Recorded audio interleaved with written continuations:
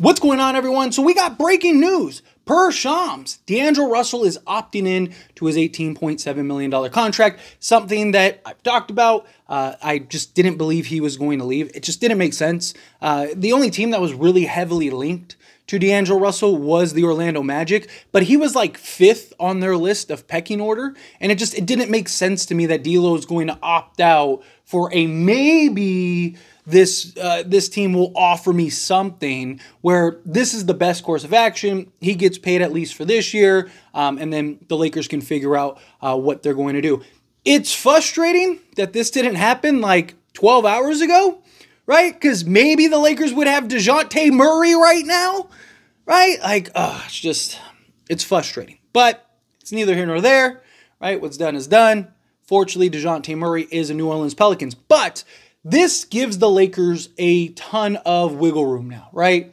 This, in my opinion, was the best case scenario. Yes, if he would have left, the Lakers could have maybe freed up their full mid-level exception, but it's like, who are you going to get?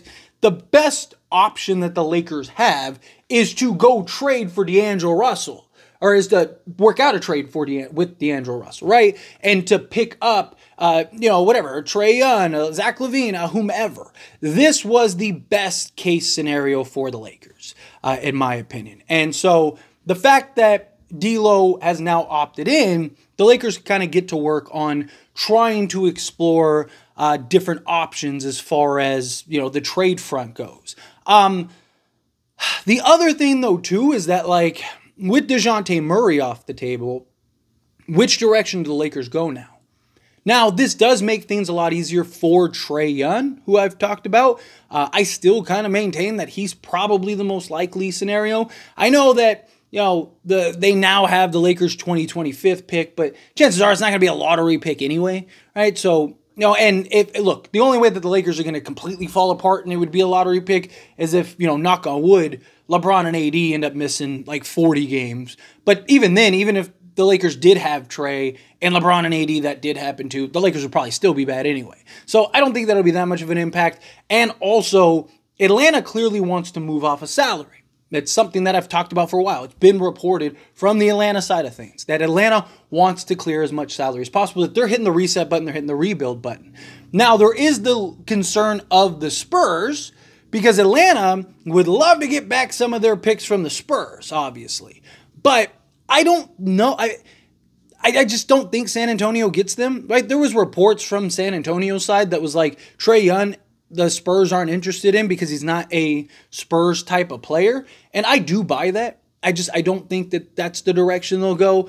So I do personally, I still think Trey's probably the most likely. Definitely think that there's other options. The thing is, though, is that if the Lakers don't trade for, say, Trey, or they don't trade for, say, I don't know, some other point guard, right? Like, then the Lakers could end up being in a position where they don't really have a point guard, right? Because right now they have D'Lo, they have Gabe Vincent, and then they have Bronny James and Jalen Hood-Schifino.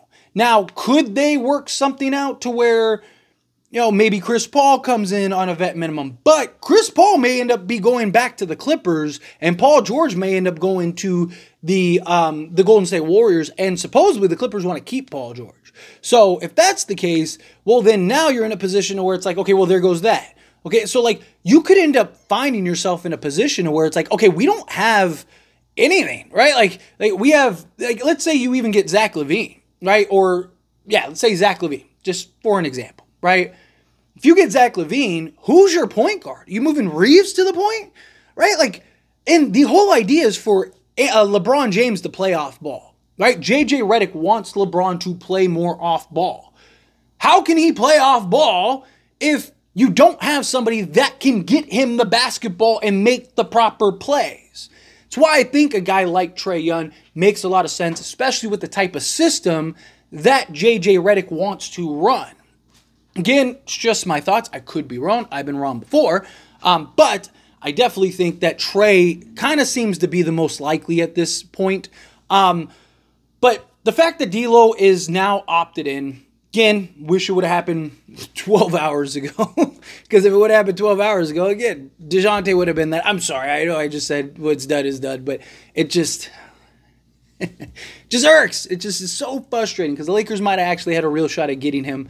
But I don't know. Like, there's an argument to be made of just standing pat and waiting, right? If nothing's there, do you wait till the trade deadline? I hope not, right? But there's already kind of murmurs about that. Who I think it was like Dave McMillan and Ryan Russillo, I think, were the ones that were talking about that recently, of like the Lakers there might not be any moves for the Lakers to make, like that'll make a real impact. Because the thing is, outside of like Trey and Zach LaVine right now, like who is a realistic option that would raise our ceiling enough to be a real contender, right? Like you can even make an argument if the Lakers got Trey or LaVine that they still might not be, because I mean, depending on how the rest of the roster shapes up, but they give us the best chance, right? Like they are the highest ceiling raisers, right? Say the Lakers are here, like you go get Cam Johnson and Dorian Finney-Smith, yeah, that might make us here, but like, you know, you see all the other teams and they're up here. So it's like, what's the best chance of us closing that gap? It's probably a Trey Young or Zach LaVine, right? Because they're so impactful, and particularly on the offensive side, and can carry that offensive workload. Where role players, again, you're banking on role players, and you're watching all these other teams upgrade in significant areas, right? Like the Knicks just got Mikal Bridges, right? He's not a superstar or anything like that, but he's not like a role player, right? He's not like a Dorian Finney-Smith, right? Like he's like an all-star, borderline all-star guy. The New Orleans Pelicans, who are in the West, just got Deonte Murray, who again is an all-star, borderline all-star type player. Right? Like the Lakers, the only way I see them really being able to stack up to these guys is to get that real impact guy. Luckily, D'Angelo Russell opting in, it gives the Lakers a better chance and better opportunity to do that, right? It gives the Lakers an opportunity, because before you basically have to trade everything to go get LaVine or go get a Trey Young. Now it's just basically D'Lo, Rui, and then you're probably giving up Gabe Vincent. The Lakers would still get to keep Austin Reeves, would still get to keep Jared Vanderbilt, right?